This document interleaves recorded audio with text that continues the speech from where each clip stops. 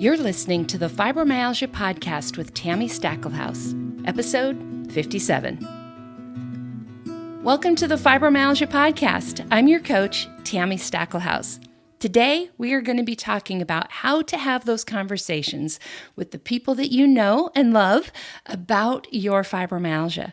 We're going to be talking about how to get the support that you need, how to have those conversations, and how to know how much to say to who, which sometimes is the trickiest part.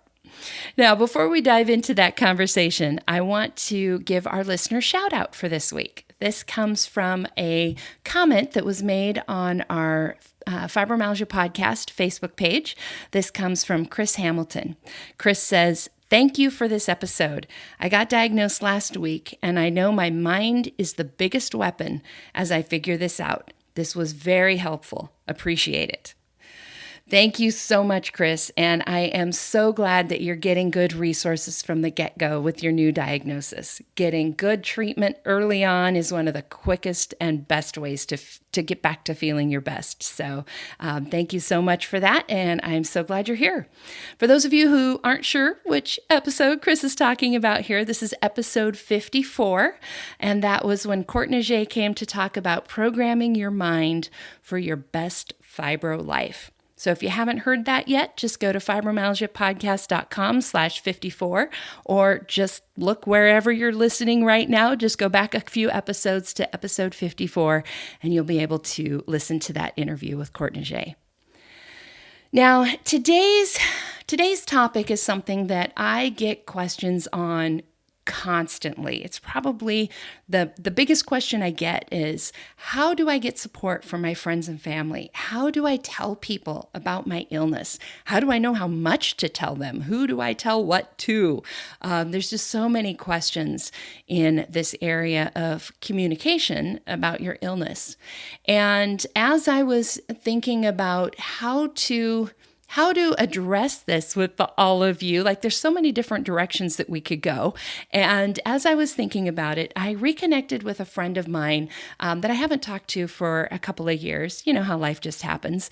And it reminded me, she and I had actually done a Facebook Live on this topic several years ago. And I just knew it was absolutely a sign that I needed to have her on the podcast and to have that conversation again with her so that you guys could benefit from it. So I invited Kimberli to be on the podcast. You'll hear that interview today.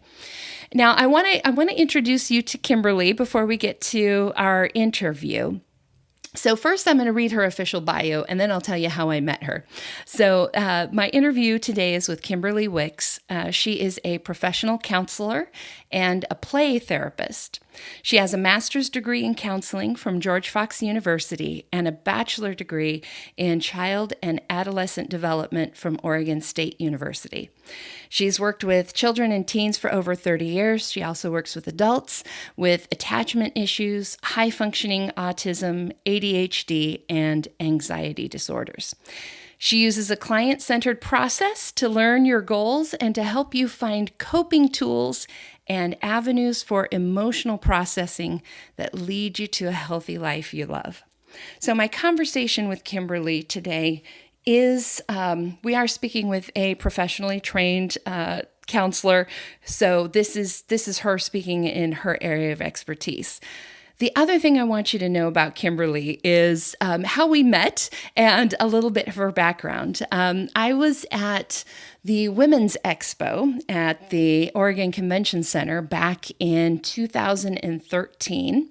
I had a booth there as a coach, as a fibromyalgia coach, and this woman comes walking up to me. She's in this sort of sheath dress and high heels, and she's got a tiara on, and she has a sash that reads 2013 Mrs. Oregon Plus America. So, yes, I'm standing in my booth and a beauty queen walks up to me. And she introduced herself. It was Kimberli. And she told me that she had been diagnosed with fibromyalgia, among other things. So, we first met there at the convention center with her tiara on. And ever since then, we have become friends. She came and she spoke several times to my support group in Portland. When she started her support group, I went and spoke for her group to help her kick it off. And we've done a few things together over the years. And so I know her history of having her own chronic illness, and the fact that she is able to speak about this from a place of having been there herself. This is all stuff she had to figure out herself. So just know that that's the place that she's speaking from. It's super cool because today Kimberli is back working as a counselor again, which is amazing. And she's feeling good and she's doing awesome. And so it is absolutely my pleasure to introduce you to Kimberli Wicks. And I just know that what she is going to talk about here today is going to be so helpful for so many of you. Now, I do need to say that even though Kimberli is a trained counselor, she is not your counselor.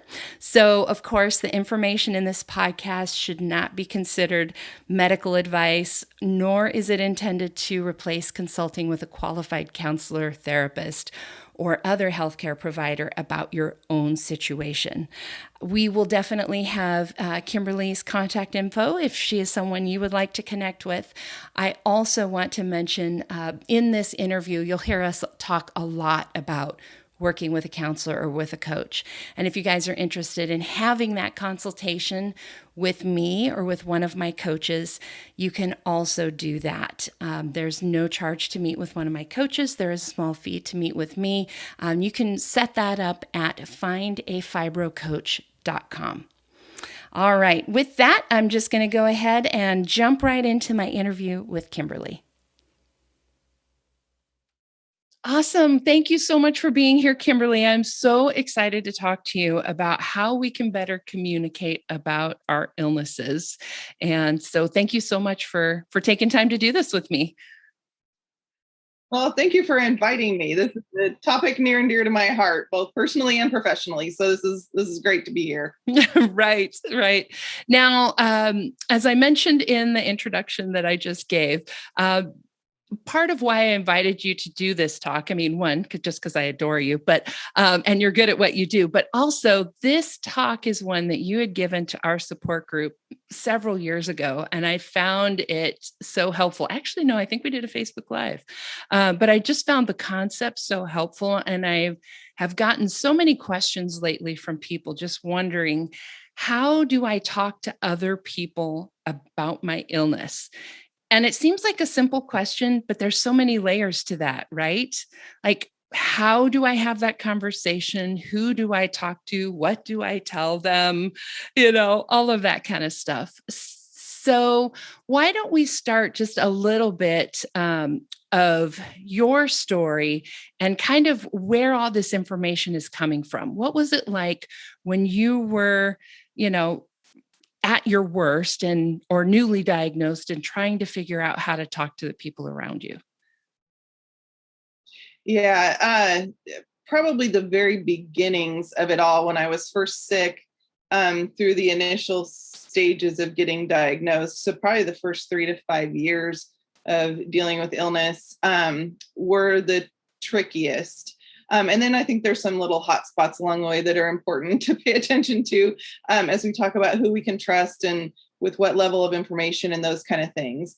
But when I look back, it does seem like a simple question to me too. It seems like, well, okay, so you just tell people that you have whatever, fibromyalgia or whatever it is that you're dealing with, and that's the end of the story. But it's really not. And I think everybody who's listening is probably nodding their heads right now going, yeah, you're right. It's absolutely not that easy. And we've probably all learned some of the pitfalls along the way and some of the blessings along the way when we've told the right people the right amount of information. So I like to think about it in different kind of levels of people and how they've earned our trust to be able to understand our situation. Who can truly understand with what levels of compassion and what level of information do people actually need to know? Sometimes we have to make those judgment calls too.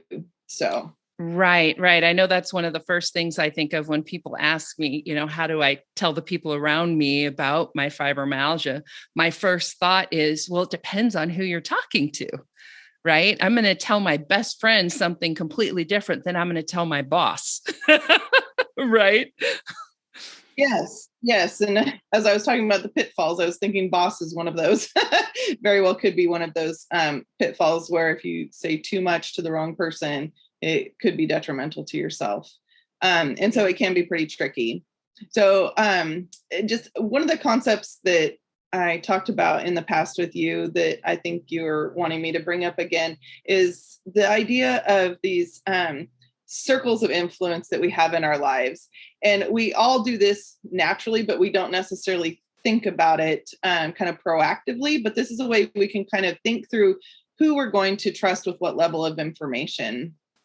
And so one of the things that I like to think of is this kind of outside circle are all the people we kind of bump into in the world that are more than just a stranger, maybe. I mean, strangers, we're probably not going to be going around saying, hey, look, I'm sick. I got this going on. You want to listen to my story? We probably already know that one. We probably already understand that that's the too much information crowd. Yeah, yeah. When those are the people, when they say, how are you? We just say fine. Right? Like the strangers that we don't even know. We're just going to say fine because they're not really asking. It's just a greeting, right? They're not really asking, how are you? Right? Yes. Well, yeah. And like the grocery store clerk, or even sometimes it could be a neighbor, somebody as close as that you see frequently, but you don't know super well. They're kind of in this outside circle. And we limit information not to lie and not to cover up the truth of what's going on with us, but because they're not in a more intimate relationship with us where they can honor our story and honor the information that we would be giving them. And what I've found as someone who was sharing my story was that I really needed it to be honored. And that doesn't mean that people are ever going to completely understand it. That doesn't mean people are going to instantly be the emotional support we need, but people can honor it. Like they can be present. They can hold the story as dear. They can hold the information for you as sacred or important or valuable in ways that some people can't. So when we're looking at this kind of bigger outside circle of influence in our life, we want to keep the information pretty small, like fine, or I'm tired today, just simple things like that. I'm struggling today, like maybe it's the weather, things like that. Again, not to lie, but to really honestly protect ourselves, protect our heart from getting hurt, protect us from giving too much information to somebody who either can't be trusted or doesn't need the information, doesn't need to know. And sometimes, our story can just get watered down or put in the wrong hands if we're not too careful. Right, right. And I think one of the ways that we often get in trouble is treating people in this category as if they were not. You know what I mean? Like treating people that don't know enough about our story to be able to hold it sacred and to be able to trust them with it. We're treating them like we can trust them when we really can't yet. They just, for whatever reason. Yep. And it can be tricky that this bigger outside circle can be really tricky to ferret out who belongs in there, because there might be somebody that we think should be in our most intimate circle, our closest friends or closest family, but they're not emotionally available to be in that place, or logistically available, or even able to comprehend it from a more intellectual perspective, or maybe even a professional perspective. So that can be pretty tricky. I remember one of the hardest things to ferret out was dealing with an employer. And what what circle, because you see the employer all the time and you talk in the hallway, and your health does impact your job, most likely. And so you feel like they need to know something, and maybe you need to reveal something to get protected by a medical leave act or things like that. And there's all these tricky human resource issues. So it's like, how much information is too much information? What's not enough? I tried experimenting with telling an employer absolutely nothing, but then why did I need a sick day, with almost no notice? Or why did I, need to leave for the surgical procedure? Or, what happened, what was going on? It seems like I could have like a decent explanation, like, oh yeah, I'm not just having open heart surgery. Well, I needed to have a port put in, and it's like, I'll recover from that and I'll be able to be back to work in a week, so, but what are you going to say? Like, I need surgery, and you just kind of leave it hanging. But maybe you need to leave it hanging. It's super tricky. And so, I think the hardest part is trying to figure out kind of who belongs in the intimate, smallest circle, who can really handle all of your story versus who goes in the almost no details story circle. Because again, like I said, some of those I think feel like they shouldn't be interchangeable, but they are. And again, sharing your story with the wrong person can end up, at the least, it can end up feeling really hurtful and invalidating. And that's not least, that's not a least kind of thing in my world. That's super important, but it's not going to break your career or things like that. It's not going to cause other damage, but not being validated in your story is also really, really painful. And I think that's a valid reason to consider who you're going to talk to about what.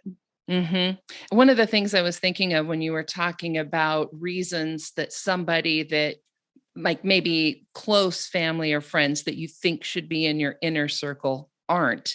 One of the things I thought of was a cultural not understanding. I've had several clients lately that are from cultures that have like a really strong work ethic and just like sitting around doing nothing, right? Which for us, we're actually like resting, recovering, we're doing our healing work. But for somebody who is from a culture that we're like, we should be working, we should be doing things, we should be cleaning the house, we should be whatever it is, that understanding, that cultural understanding can sometimes be a tough barrier for people. Yeah, it absolutely can be. And families, some families or some people don't, maybe even religiously don't believe in different medical diagnoses. Some people just don't want to believe it because it hurts too much to see you suffer.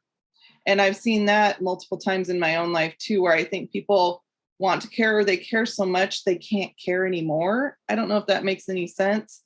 But I think some people shut down and withdraw, not because they don't care, not because they don't give a hoot about you, but because they can't. I had a couple of friends when I was at the height of my sickness, and I went from being Miss Energizer Bunny to somebody who just was shut down and stuck in bed. I had some friends say, I can't watch this. I can't watch this.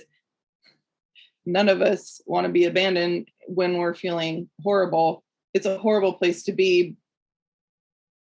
But I could almost put myself in their shoes and go, yeah, it is horrible to watch. I'm living it myself. It is horrible. I mean, I can't fault them for that in some ways. And so I think some people also just don't have the emotional bandwidth for whatever their reasons are.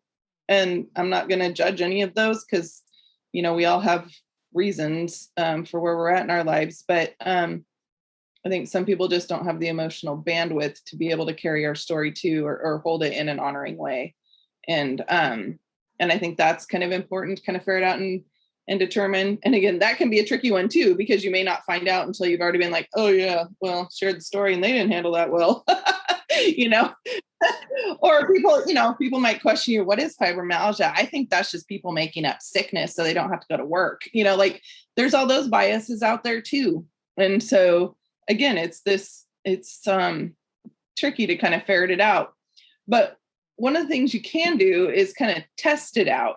So you can treat somebody as if they're in this outer circle in your life and tell a little bit of information and see how they handle it. And then the next time, if they seem to handle it well and they honor it, or they're curious and they're like, oh gosh, well, tell me more. And you're like, okay, well, maybe it's somebody new you've met at a support group, or maybe it's somebody new you've met through an organization that you're in or something like that. And they're like, gosh, tell me more. Maybe it's worth trying. And you tell them a little bit more. You tell them a little bit more, or maybe it's a friend that you've had that you haven't connected with in a long time. Maybe an old friend from high school reached out on Facebook or something like that and got a hold of you. And they're like, oh gosh, what's going on in your life? Well, I've been struggling with fibromyalgia for the last, 15 years or 15 months or whatever it's been. And, I'm feeling kind of lost. And you leave it hanging, kind of see how they do. And they might earn their way over time into a more intimate circle in your life where they really can hold that story.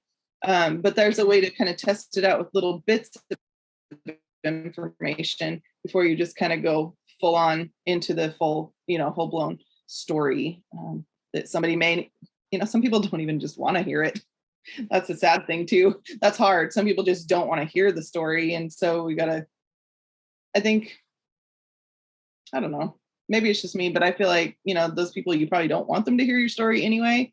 And that's okay. They need to be able to be in that category because that's where they're at. Right.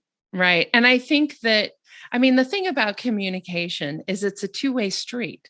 So if we want them to honor our truth and our story, we also have to honor where they are. And if they're in a place where they just, for whatever reason, aren't able to hear it or support us or whatever, we need to honor that too. Even if it's, I think most of the pain here comes from putting people in the wrong category. I know I said that earlier, but it just really is. It just really is. And the sooner we can realize that this person, maybe it's your spouse, right? That like this person should be the closest person to me, supporting me the most. The sooner you're honest about the fact that that's just really not where they are, they're out here, then you can go and get the people that you need. You can find the people that you need. You can create the support that you need. So let's talk about, so we've got this outer circle and we've kind of been alluding to some of the what's inside that circle, but why don't you take us through a little bit more of that? Okay. So like all the circles or just one circle? Sorry, I got to clarify. Which one do you want? Yes. So we've got this outer category, right, of people that we bump into, but we don't really know. And then I imagine that it's just kind of variations of degrees, right, between that and then the very intimate middle of the circle, the people that know everything, right? Yeah. And so I like to think of another circle that's in between, but of course there are multiple layers. It could be like a 25 layer cake, but, or, all these different rings on a tree, so many, but I like to think of them in kind of three broad categories just to keep my brain kind of clear and divide them up. So we've got the kind of near strangers or acquaintances or people that, haven't bumped into us since we've gotten sick and don't know the story.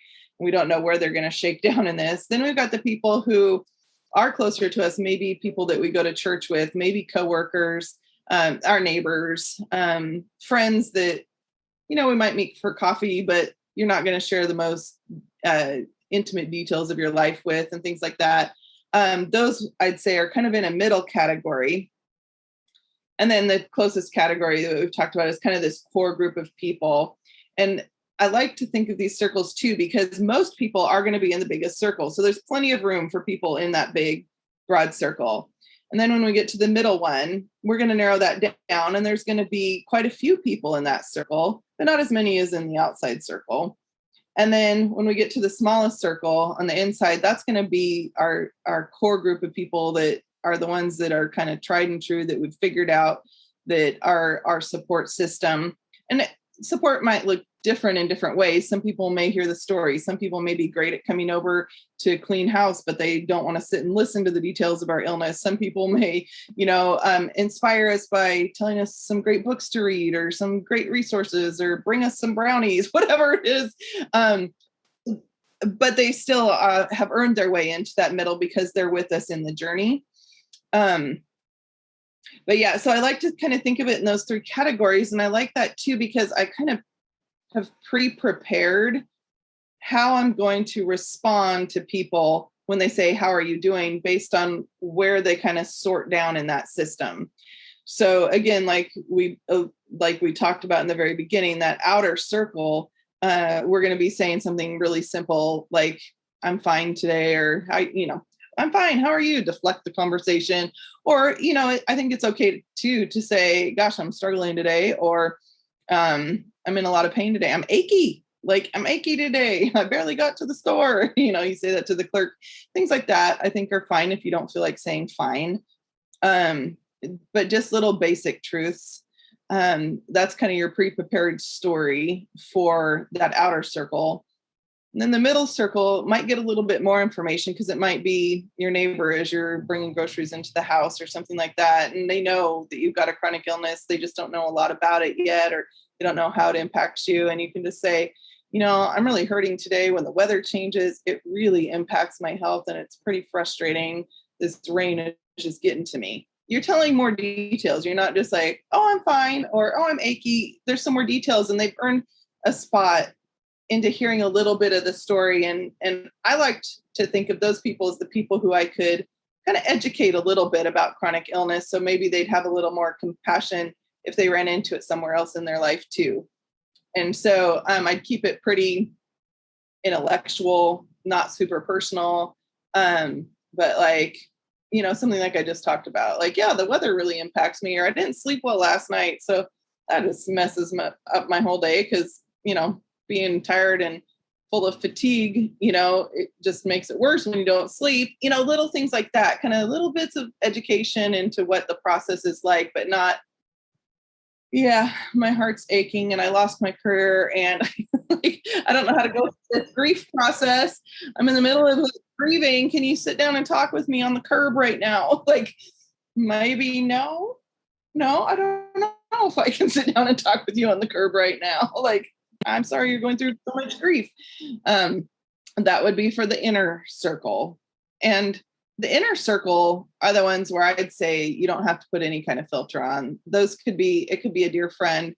It could be somebody in a support group. It could be a paid professional like a counselor or coach. It could be your medical doctor if you feel like they're safe. P.S. Not always. Okay. They don't always. I was thinking the exact same thing. Don't automatically put your doctor in this category. No. Some of them can hear it. A lot of them can't. Like, especially the emotional side of it. That's not their job. Their job is very cerebral, very intellectual. They need to ferret out what's going medically, and that's all they can handle. So a coach, a fibromyalgia coach, or a counselor, somebody whose job it is to deal with the emotional side of things, is probably a better fit. But every once in a while, you do get that gem of a physician in your life, and you're like, yeah, struggling today. I gotta tell you, like, I'm really upset about this, or I'm really sad about that, and they can hear those pieces to the story. So I think too, I know I've run into people along the way that have surprised me, right? Like people that both ways, both surprised me in a good way, surprised me in a negative way, right? Like people you think should be in the inner just aren't.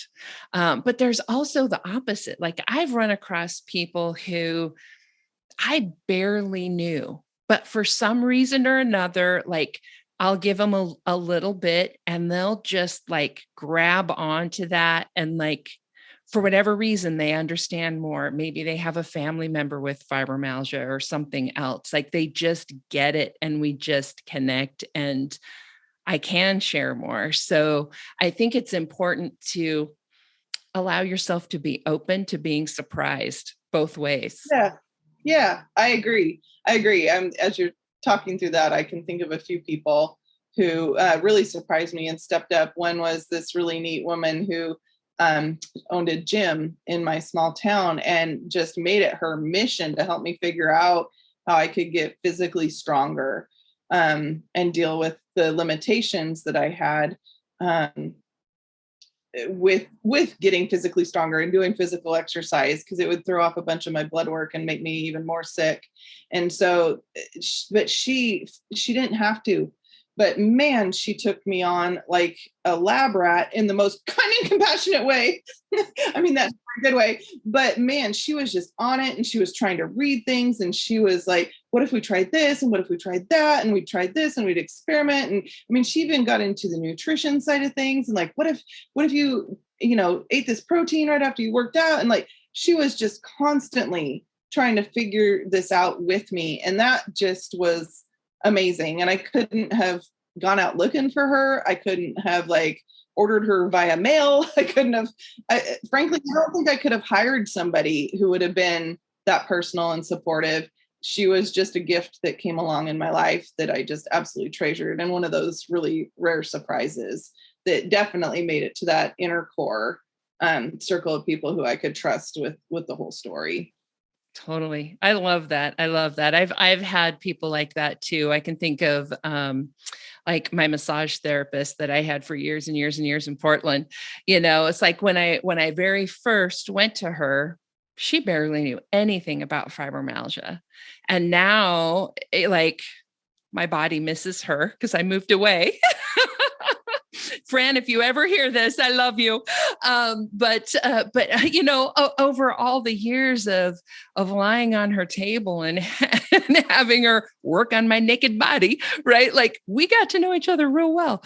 But she also she cared enough to ask the questions and to do, like you said, do her own research and learn things, and then come back to me and say, hey, I heard about this. What do you know about that? Does it actually help? Does it not? Or I learned this new technique. I'd like to try it on you. Tell me how it does. Those kinds of things are just so valuable, and you can't predict them. You can't plan for them. You just got to be open. You do have to be open. And I think you can make yourself available for those things. I think it's really easy, especially if you've gotten your heart hurt a few times because you've shared the intimate story with somebody who can't hold that space for you, who can't honor it for whatever reason. I think you can get a little gun shy. And even in chronic illness, just so much of your life is often at home and dealing with this alone, even when you have a good support system. I mean, you're still the only person who hangs around you 24 hours a day, right? And the only person who really knows your symptoms and how it impacts your life physically and emotionally. And so I think it can be easy to withdraw and say, I just don't have support. I don't know, Tami, you and Kimberli have something special going on. It's not in my life. But I think what you and I have done is we put ourselves out there because we can test the waters.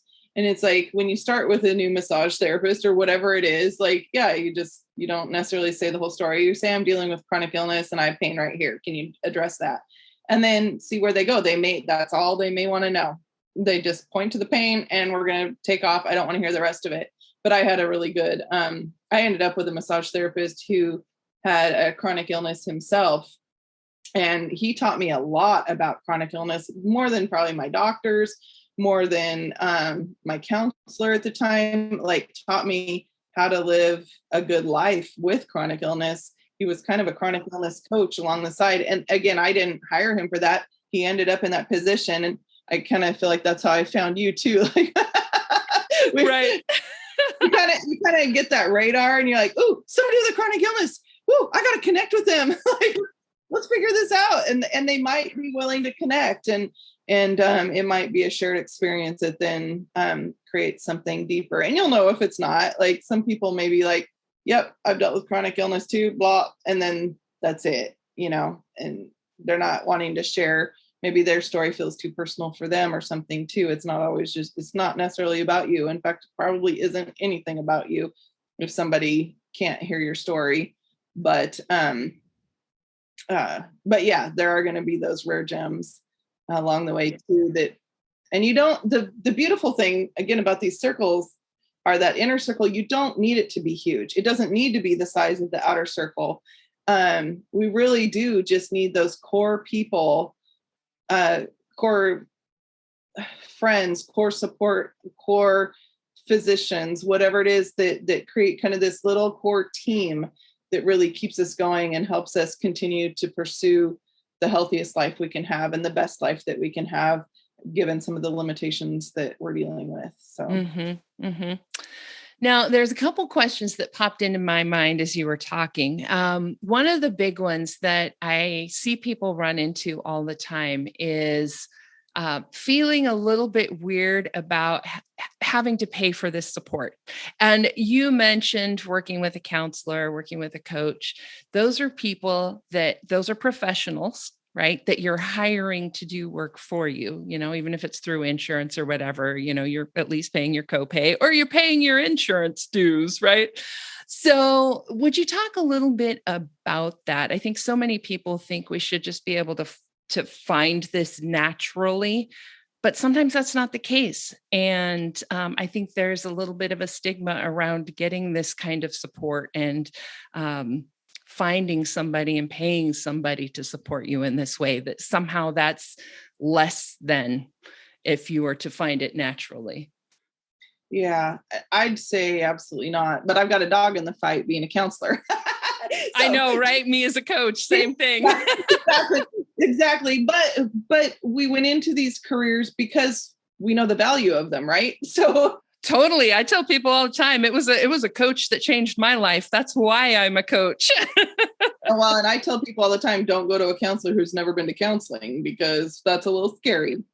So I've had plenty of counseling myself. But as a counselor myself, again, you got to kind of figure out if the counselor's a good fit and whether they're going to get past this outer circle. But you can test it too with conversations.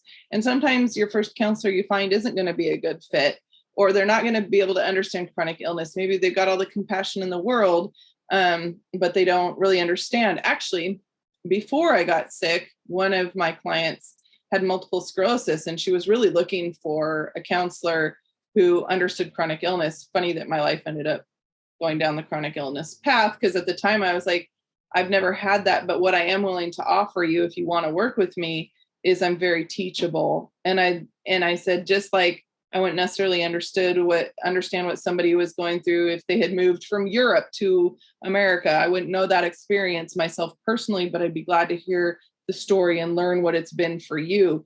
And that was all she needed to hear. And so your counselor doesn't necessarily, or coach doesn't necessarily have to have gone through chronic illness. I don't think. They just have to be someone who feels safe to you and emotionally safe. As far as having to pay for that support,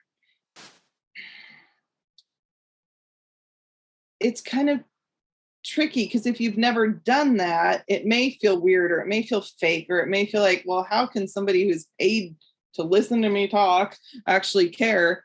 But again, as a professional, I care deeply. I absolutely care deeply. And I know you too, Tami. I know it is personal, and you do care deeply about the clients you work with. And so when you find that fit of a counselor or a coach that really does get you and really does want to understand your experience, doesn't necessarily matter at all that you're paying for that, because the care is still genuine. 100% genuine.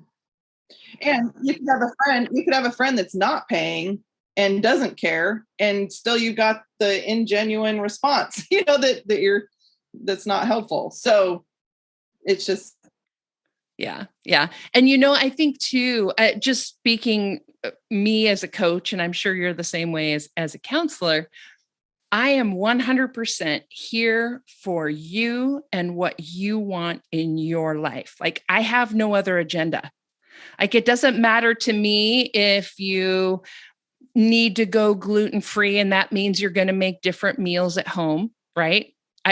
That doesn't matter to me, where maybe your family does care. We don't all want to go gluten-free, right? Or, or you need to give up the happy hour with the girls because you notice that when you drink alcohol, you don't feel as good. Like, that doesn't matter to me. Like, I want you to feel your best. I have no other agenda. And I think sometimes when we hire people, we get a little bit more of that, where if, it's a pretty rare friend or family member that can set aside their own desires, their own wishes, their own agenda to be 100% on your team, right? I agree. I agree. And even under the best of intentions, people just put their own biases and opinions in there. And so, yeah, somebody might say, with all the love in the world, I think you need to go back to work. It'd be great for your self-esteem. And you're like, I would love that too. I think it'd be great too, but I can't right now. I don't know how, or somebody might say too, like, oh, gluten-free, that's just a hoax, and then you're like shot down. And they might say that lovingly, or they might be terrified of going gluten-free with you or whatever it is. But yeah, you can have that objectivity and a champion behind you who doesn't necessarily know all those biases and have to deal with all those biases and details. And you can bring that up as it goes along. Well, I'm afraid to tell somebody that, if I go to Christmas dinner with them, that, I need to eat something different. I don't want to be offended, but we can wrestle that out. Like you said, our only agenda as a professional is to be your champion and to get you to the place of health that you're seeking, and to hit those goals that you're desiring to bring into this professional situation. And so absolutely, we can help think through those kinds of things, and maybe come up with solutions that might be harder to come up with on your own, because you might put limitations on based on experience that we may not see based on our experience. Like, oh gosh, this might feel limiting to you because of this, but what if we look at it from this other angle, and then we can knock that limitation out and deal with it in a different direction. Mm-hmm. Yep. And new ideas, new perspectives, all of that. And I think it's really, really hard to like see your own stuff when you're in it, having somebody from the outside, whole different deal. I'd say it's darn near impossible to see your own stuff. It just is. I went to school for a long time to be a counselor, and I still have a counselor. Like, I can't see my own stuff. And so it's important to me to have somebody else who can come in and go, hey, how about you if you look at it from like this or like that? And sometimes even my counselor will say that what sounds like a simple concept that I learned myself and never thought to apply it to my own situation. And like, oh, I never thought of it that way. Like, I know I'm a counselor. I probably should have, but I didn't. Like, you just can't see straight. It's like you're lost in the middle of a forest without a map or a compass or a flashlight, and you just need that guide to help get you out. You might be 3 feet from the edge of the forest and still completely lost. That's okay. There's no shame in that, because you're in a new situation that you've never been in before. Of course, you're going to be a little lost. And sometimes hiring a guide is one of the best approaches to getting unstuck or out of that position.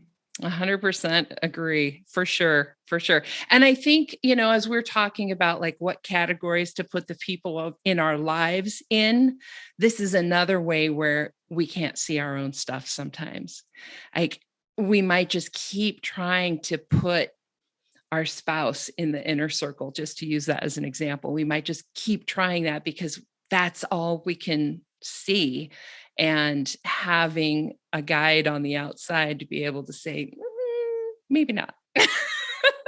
Well, and then what do you do about it? I think that right. How do you have that conversation? Yeah. What do you do? Well, and how do you handle that? How do you live your life when somebody who you think is supposed to be the most supportive just can't be for whatever reason?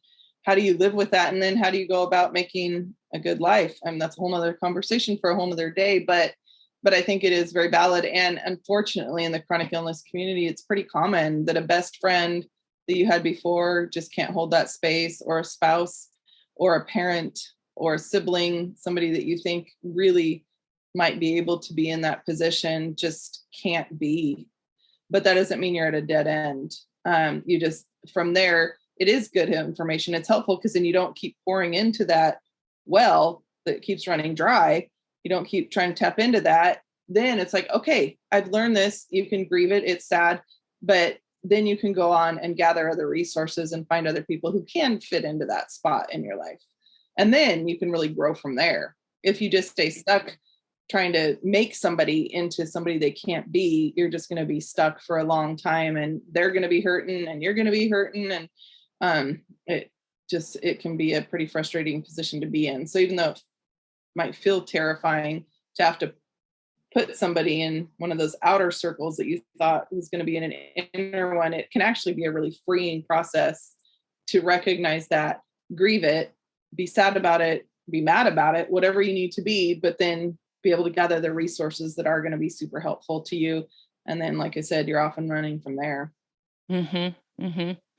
One of the other things that I was thinking of was the fact that people are in different circles at different times, right? Like you might have somebody, it might be different times in their life. Like, for instance, if my husband is totally stressed out because he has a big project at work, that's where all his focus is, that's where all his energy is, he has less to give to me. Right. And at that particular moment, maybe he's not in my inner circle when he normally is. Or there may be certain kinds of things, like if I need something fixed, he's the guy to go to. Like, he will obsess over fixing something that I have completely forgotten ever needed fixed. Again, that's just right. But then there are other things that it's like, yeah, maybe I don't go to him for that, right? And so I wondered if you had any additional thoughts on that idea of people being not always in one circle all the time. Mm-hmm. Well, and I think, yeah, absolutely. And I think some people can relate to different parts of your story too, and go in and out of those circles. So somebody, if you're in the middle of trying to be diagnosed and you've got no diagnosis, but somebody you think you could connect with maybe because they had cancer and they've been through a lot, another medical diagnosis, but they didn't have to go through the mystery of the 3 to 10 years, of no diagnosis, or that whole horrible position. They might be able to relate to the illness piece, or life slowing down or stopping or losing your career, or being terrified of the future, those kind of pieces, but they may not be able to relate to this other piece, that kind of this limbo piece that you're in, because they never went through that. Their diagnosis was clear and it was shocking, and they've got a whole different kind of trauma. But yeah, and then there's going to be other people, I think too, like I can think back on sometimes where, like, a friend who was really available at one point couldn't because of the season they were in. Maybe they had a massive job change, and had to just really focus on that, or maybe something was going on with one of their children and had to really narrow in on their family, and focus on their family, or maybe there was a death in the family and that changed the whole family structure. And so now my personal family that was so supportive couldn't be anymore, or something like that. That can happen too. But that doesn't mean necessarily that you've been abandoned either. Again, it goes back to the concept, people are going to meet you where they're at in the way they can.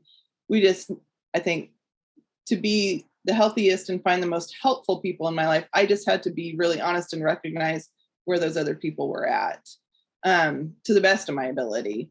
But I've also erred on the side of caution so much that I had people that I think wanted to share my story, but I'd protect them from. So that's a whole different category too, where we put somebody in the outer circle, but they're really willing to be in the inner circle.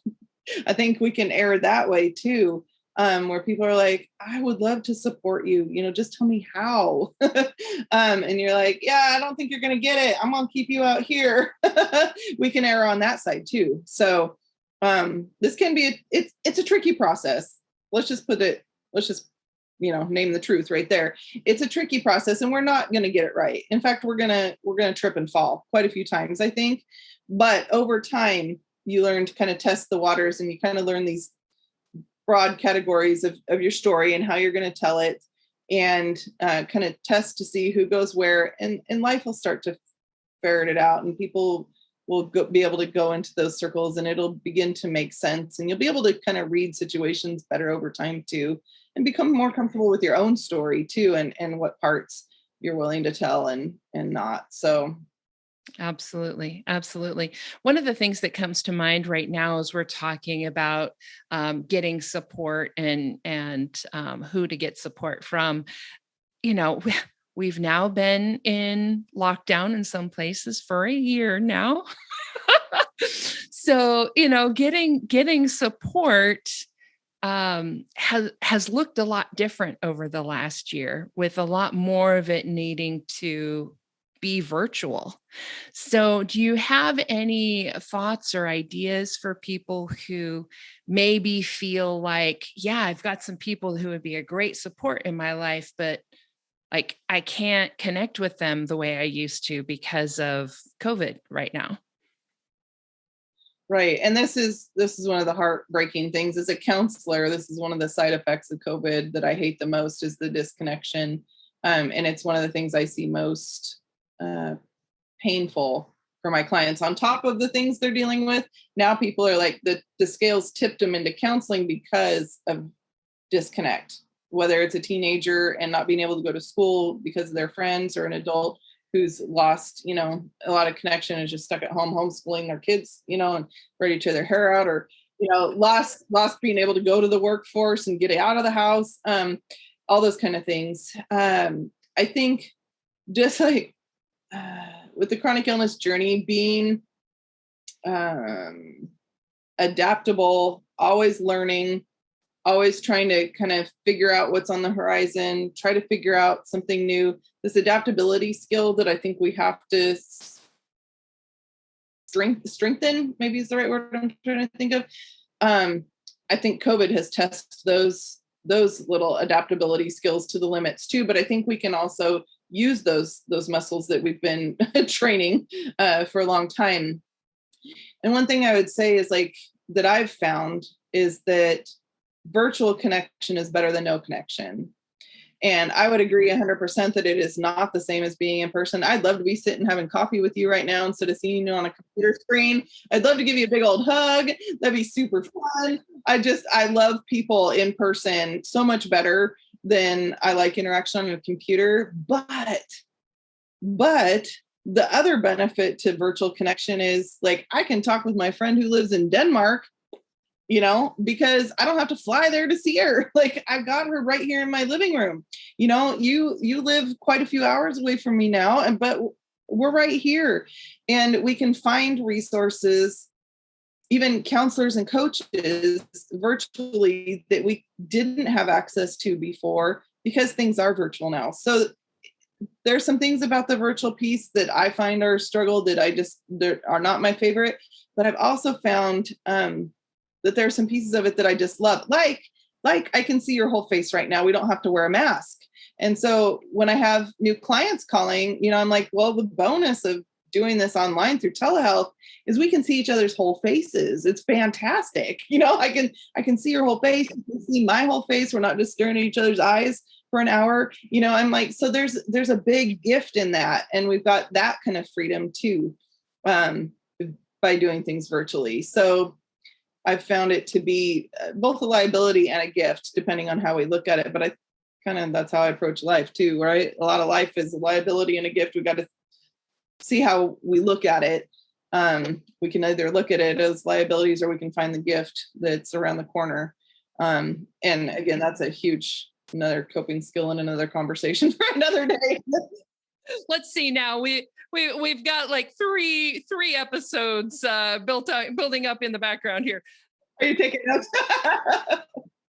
But what you're talking about is so true. Last week, I had our annual alumni retreat for the Coaching Institute, and normally we would do that in person. We would spend 3 days and 4 nights, eating good food, soaking in a hot tub, having a conversation, staying up a little bit too late, all of those things. And we can't do that right now.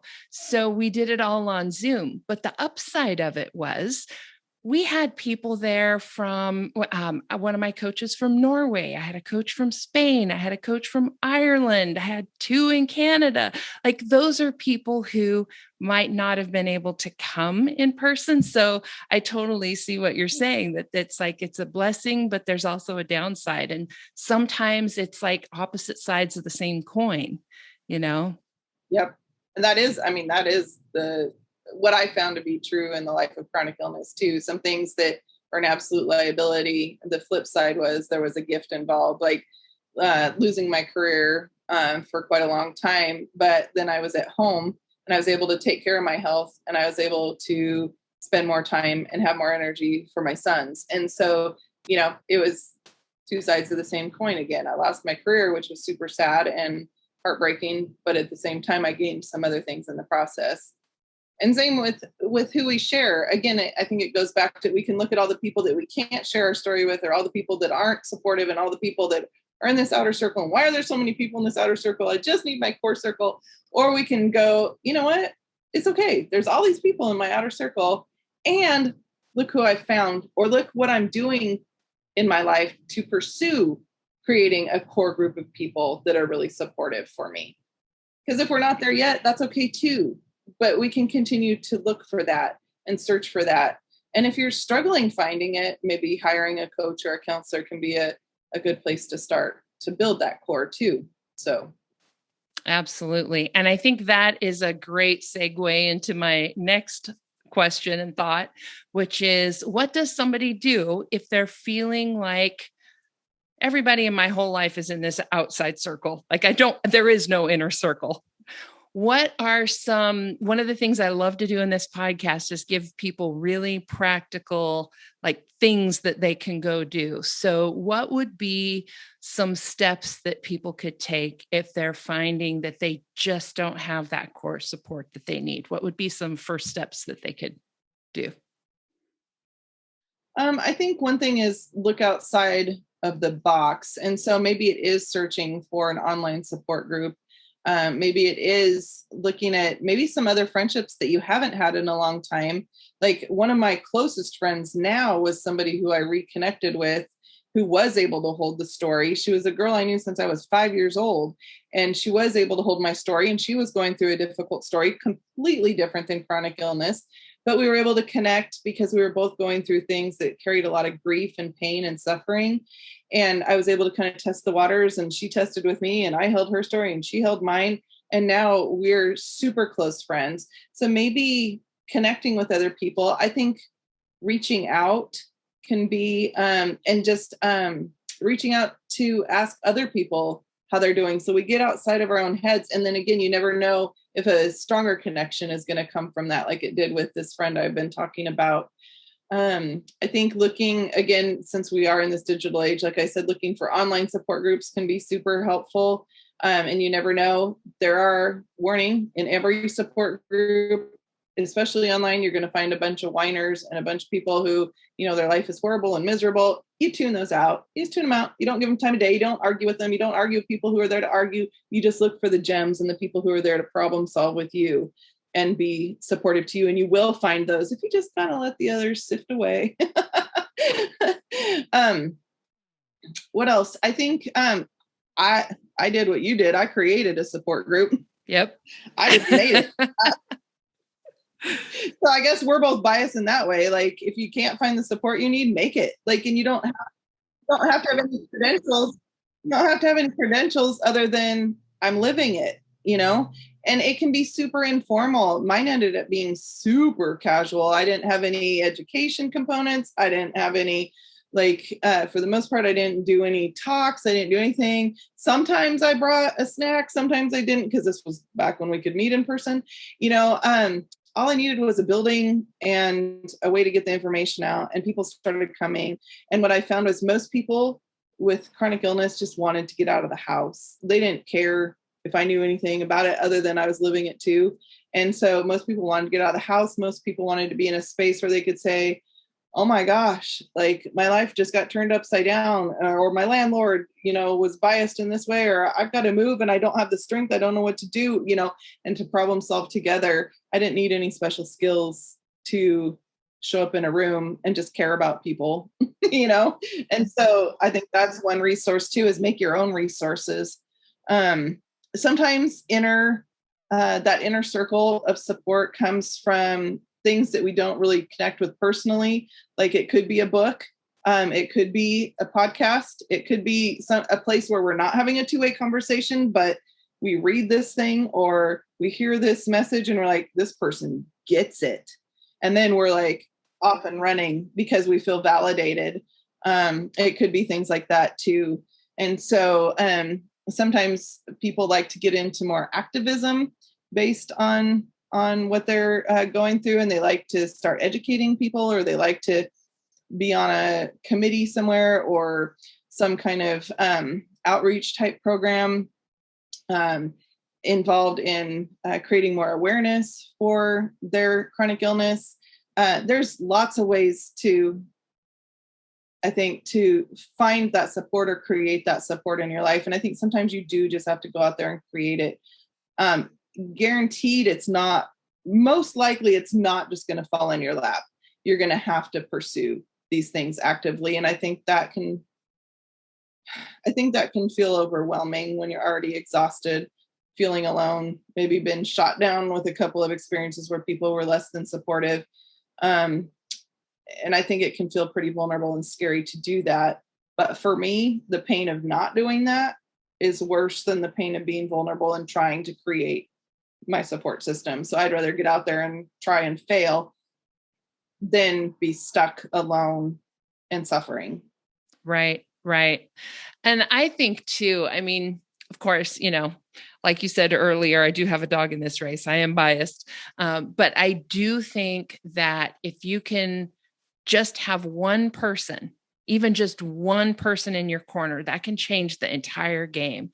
So if that means finding a counselor, if that means hiring a coach, like that gives you then a foundation to build on. It gives you someone that you can bounce ideas off of or get new resources from, or practice having that conversation, right? Like you could talk through, okay, I have this friend that I think might understand. What do I say? Right. And we can even role play on having that conversation. Right. So I think that can be a really, really great first step. If you don't have as a first thing, if you don't have anything, like if we're building a support system from scratch, that is the first thing that I would do personally, and kind of was the first thing I did actually. So, yep. Yeah, absolutely. Oh, I was searching online support, from the get-go. And then just didn't find a real niche to what I needed, either because there wasn't a support group near me or didn't cover a topic I wanted, or sometimes you do end up in these groups and there are too many Debbie Downers or people who are just whining, and you want something that's more empowering and proactive, and or maybe you do want something that just where people can just sit and listen, or maybe you want one where people do just problem solve through things. You just got to find the right fit for you. And again, I think it's okay to think of this as trial and error. It's almost like you're dating. Oh, it totally is. That's a perfect analogy, right? Because it's just different lifestyle, different like personalities, right? Like you might go to a support group. They all have the same illness. They've all been through the same thing, but they're like 30 years older than you. Like they're in a different place in life. And so there's just not that same sort of connection. So yeah, totally. It's exactly like dating. Well, and like in dating, if something doesn't work, you just break it off and you look to the next person. And that's the whole point of dating. It doesn't mean you failed. It doesn't mean that that relationship was a waste of time, or pursuing that is never going to work. No, it just means that one wasn't the right fit. And so you move on. And it can be that way with finding a friend who will walk with you through this. And it can be that way through finding a professional or a group, or even reading books. One might be like, yeah, this one I'm not connecting with, but this one, I get it. Like this one could be my story, as you're reading it. So everything's like that in life, though. We gotta ferret out the stuff that works for us and just let go of the things that aren't working for us. Yep, exactly. Well, there's so much more. I mean, you and I could talk for hours. I think we have at times. We say that every time we get together. We could go on for hours. But I know we're kind of getting at our limit for, how long I want people listening to a podcast episode.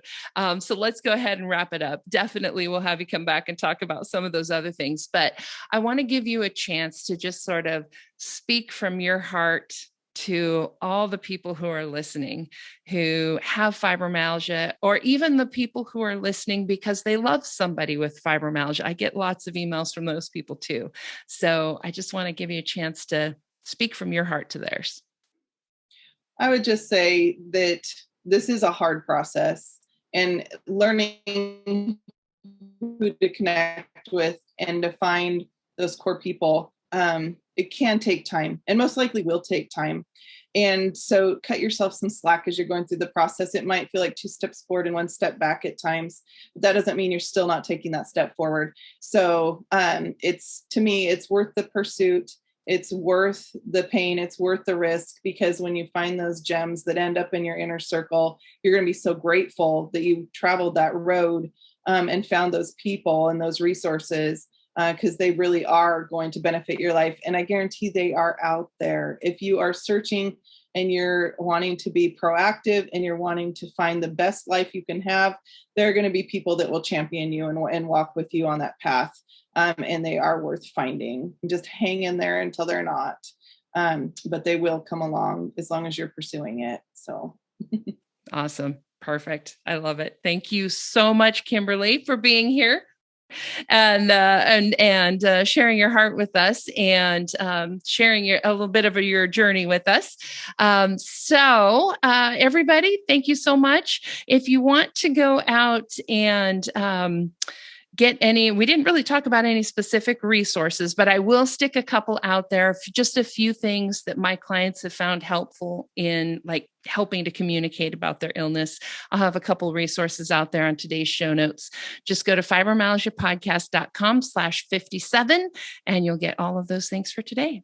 All right. Thanks so much, Kimberli. Thanks, Tami. Bye-bye.